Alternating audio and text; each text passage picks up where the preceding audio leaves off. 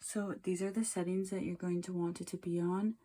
Audio, leave those blank. Input, audio input, input 1, audio output, 1 and 2, which will be your interface, and then also the speakers on your computer.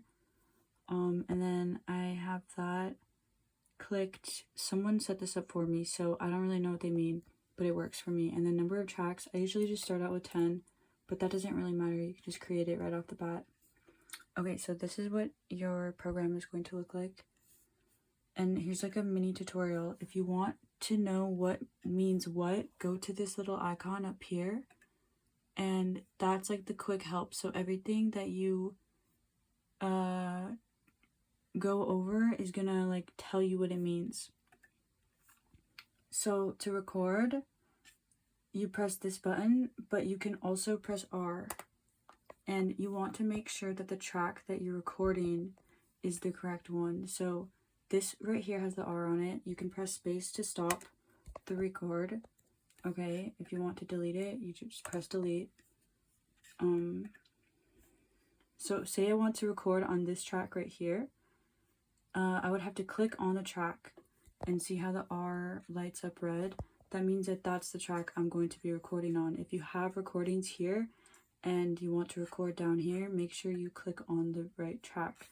Say you have all of your recordings filled up and you want to make a new one, you just right click and you go to new audio track.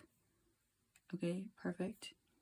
To change the BPM, so right now it's at 20, like this is the metronome. So this is going to help you. You can hear it, right? You can turn it off. So that can help you record a little bit easier if you need to like go with the BPM. This is where you change the BPM. Right now it's at 120, but you can change it, and you can like, if you want to make a song and you're trying to find like whatever BPM you want it, you can just listen to the metronome as you change it.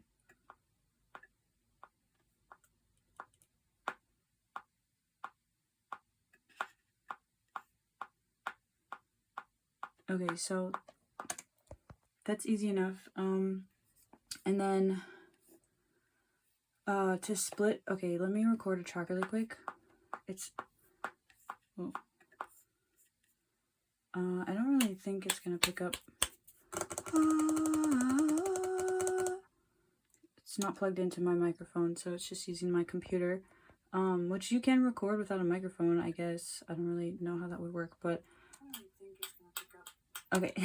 So to split the track, you just go like this and you click split at playhead, and now you have these two sections. You can move it. Yeah, it's pretty easy to use, and then you can delete it. If you make a mistake and you delete, do Command Z and it will put it back. I think if you want to split things really quick, it's Command Shift T, I believe. So instead of having to click every time, you can just, whoa, it's just Command T. So yeah, Command and then T, and it will split it. Yeah, and then, so that's pretty much the basics. This is the volume here. Really easy to use. It's just like you listen to it, and if you like the way it sounds, then, you know, keep it, change the volume. If you double click on the track, you'll have access to the EQ, the equalizer. This, you just like, you can equalize the tone of your voice. I don't think it's going to like show up because I don't have headphones plugged in, but yeah, I don't think it's really gonna like work right now, but just know that that's a really good tool to use if you record and some pitches of your voice is too high. You can like tone it down, and it's not auto-tune, it's like it equalizes your voice in the way that you want it to with these different higher frequencies and then lower frequencies. Yeah, there's some presets too if you want to use a preset. you go, see, I don't even really know what's going on here. I just, yeah, you go on like this boxy button right up at the top here, and then you go to voice, and there's like a compression preset. There's like, using a compressor is really nice too. That's also, I don't have like a lot of experience with that, but the presets, you just click on it and it, like that one's more echoey. So I don't really use the presets at all. I just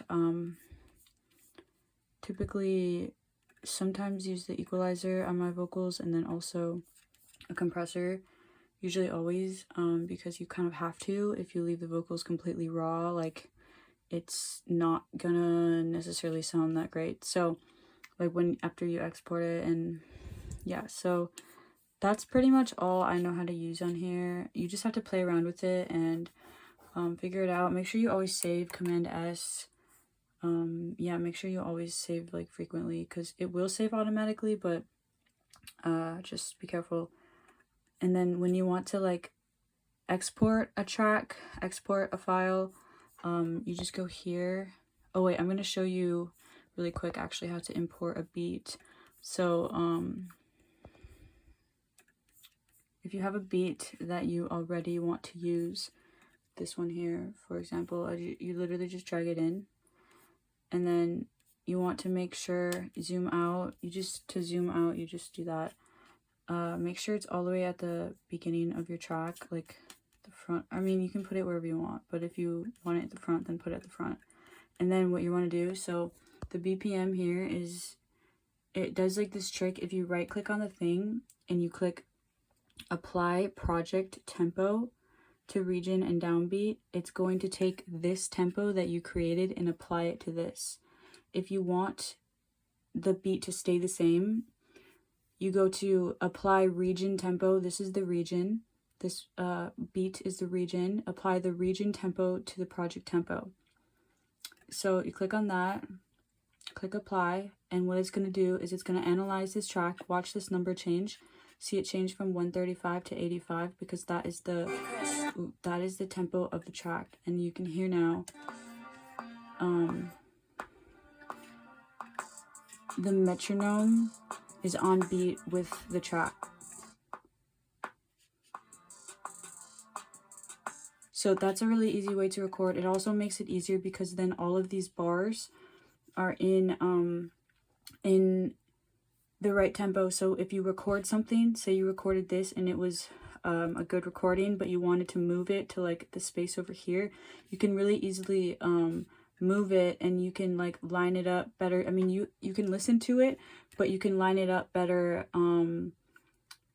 because the tempo is like in alignment with the beat isn't in alignment with the bars. I don't know. You can also click on this and then just go apply project tempo to region and downbeat.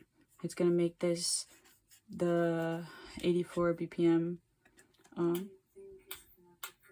Yeah, so that's that. When you want to export a track, go to file up at the top, go to bounce, bounce project or section. Oh, there's also a loop thing. So here's the loop up at the top, this yellow space, and that's just gonna like keep you in a loop, right? It's gonna loop over and over. So when it gets to the end of this, it's gonna bounce back here. So that's a good tool to use if you just want to like, you know, listen to something over and over.